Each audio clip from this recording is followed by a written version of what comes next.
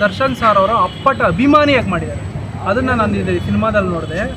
ಇನ್ನೊಂದು ಹೇಳಬೇಕು ಅಂದರೆ ಒಂದೊಂದು ಸನ್ನಿವೇಶನೂ ಕೂಡ ವಿಶೇಷವಾಗಿದೆ. ಯಾಕೆಂದರೆ ಅಕ್ಕ ತಂಗಿ ವಿಚಾರದಲ್ಲಿ ಯಾವ ಜಮೀನ್ದಾರ ಯಾವ ಒಡೆಯ ಯಾವನ್ನು ನೋಡಿದ್ರೂ ಸಹಿಸೋಕ್ಕಾಗಲ್ಲ ಅಕ್ಕ ತಂಗಿಯವ್ರ ಬಗ್ಗೆ ಮಾತಾಡಿದ್ರೆ ಅನ್ನೋಕ್ಕೆ ಈ ಒಂದು ಸಿನಿಮಾದಲ್ಲಿ ಸ್ಟಾರ್ಟಿಂಗ್ಗೆ ಅದೇ ಫಸ್ಟ್ 45 ನಿಮಿಷ 50 ನಿಮಿಷ ಆದಮೇಲೆ ಒಂದು ಸ್ಟಾರ್ಟಿಂಗ್ ಫೈಟ್ ಬರುತ್ತೆ. ಆದ್ದರಿಂದ ಬಾಸ್ತು ಇದಾಗುತ್ತೆ. ತುಂಬ ಪ್ರತಿ ಒಂದು ಸೆಕೆಂಡ್ ಕ್ಯೂರಿಯಾಸಿಟಿ, ಏನು ಮಾಡ್ತಾರೆ ನೆಕ್ಸ್ಟ್, ಏನು ಮಾಡ್ತಾರೆ, ಇಷ್ಟೊಂದು ಅವಮಾನಗಳಾಗ್ತಾ ಇದೆ ಅಂತ ಹೇಳ್ಬಿಟ್ಟು ಇದು ಮಾಡಿದ್ದಾರೆ. ನಿಜವಾಗ್ಲೂ ಅವತ್ತಿನ ಪರಿಸ್ಥಿತಿ ನಾವು ನೋಡಿಲ್ಲ. ನಾವು ನೋಡೇ ಇಷ್ಟು ಕಣ್ಣೆಲ್ಲ ನೀರು ಬಂತು. ಇಷ್ಟೊಂದು ರೈತರಿಗೆ ಅವಮಾನ ಆಗಿರೋದು, ರೈತರಿಗೆ ಬಗ್ಗೆ ಇಷ್ಟೊಂದು ಕೀಳಾಗಿ ನಡ್ಕೊಂಡಿರೋದು, ಆ ಗೇಣಿ ತೊಗೊಂಡಿರೋದು.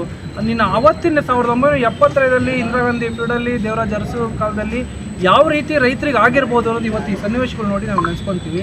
ನಿಜವಾಗ್ಲೂ ನಾವು ಪುಣ್ಯವಂತರು. ನಮ್ಮ ಅಪ್ಪ ಅಮ್ಮ ಮಾಡಿದ ಆಸ್ತಿಲಿ ನಾವು ಬದುಕ್ತಾ ಇದ್ದೀವಿ, ಜೊತೆ ನಮ್ಮ ಸ್ವಂತ ದುಡಿಮೆಯಲ್ಲಿ ಬದುಕ್ತಾ ಇದ್ದೀವಿ. ಇಲ್ಲಿ ಎಲ್ರಿಗೂ ಒಂದಿಷ್ಟು ಜಮೀನಂತೂ ಇದ್ದೀವಿ. ನಮ್ಗನ್ನಿಸ್ತಾ ಇದೆ ಸಾಕು, ಬೆಂಗಳೂರು ಬಿಟ್ಟರೆ ನಾವು ನೆಕ್ಸ್ಟ್ ಊರಿಗೆ ಹೋಗೋಣ ಅನಿಸ್ತಿದೆ. ಆ ಮಟ್ಟಿಗೆ ನಮಗೆ ರೈತರ ಬಗ್ಗೆ ಕಾಳಜಿ ಬಂದಿದೆ.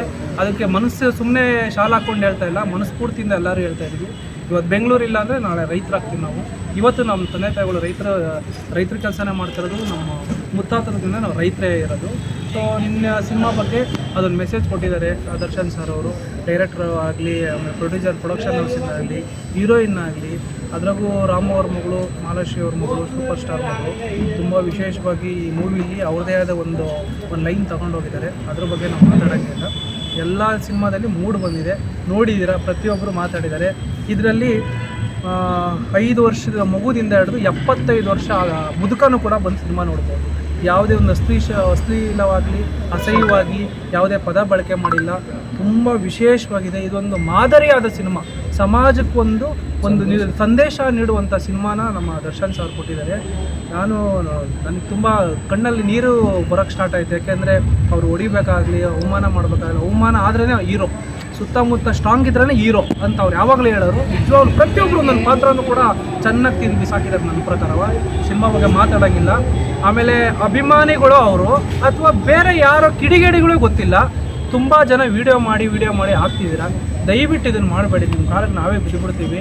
ಇನ್ನೊಂದು 1.5 ತಿಂಗಳು 2 ತಿಂಗಳು ನಿಮ್ಮ ಮನೆಗೆ ಬಂದಾಗ ನೋಡ್ಕೊಳ್ಳಿ. OTT ಯಾವ್ದಾರು ಹೋಗೋಲ್ಲಿ ನಿಮ್ಗೆ ಅಷ್ಟು ದರ್ದಿದ್ರೆ ಯಾವ್ದಾರು ಬೇರೆ ಸಿನಿಮಾ ನೋಡಿ, ಯಾವ್ದಾರು ಬೇರೆ ಭಾಷೆ ಯಾವ ಸಿನಿಮಾನೂ ಮಾಡಬಾರ್ದು. ಯಾಕೆಂದರೆ ಎಲ್ಲ ಕಷ್ಟಪಟ್ಟು ಮಾಡಿರ್ತಾರೆ ಪಾಪ. ಅದು ಎಲ್ಲೊಂದು ಅವ್ರು ಏನೋ ಬಡ್ಡಿಗೋ ಸಾಲಗೋ ಕೋಟ್ಯಾಂತರ ರೂಪಾಯಿ ಮಾಡಿರ್ತಾರೆ. ಕಾಂಟ್ರವರ್ಸಿ ಈ ಥರಗಳನ್ನೆಲ್ಲ ಮಾಡೋಕ್ಕೆ ಹೋಗಬೇಡಿ. ನೋಡಿ, ನೀವು ಬಾಸ್ ಅಭಿಮಾನಿಗಳು ಅಥವಾ ನಿಮ್ಮ ಕ್ರೇಜೋ, ಲೈಕಿಗೋ, ಕಾಮೆಂಟಿಗೋ ನೀವು ಮಾಡಿಬಿಡ್ತೀರಾ.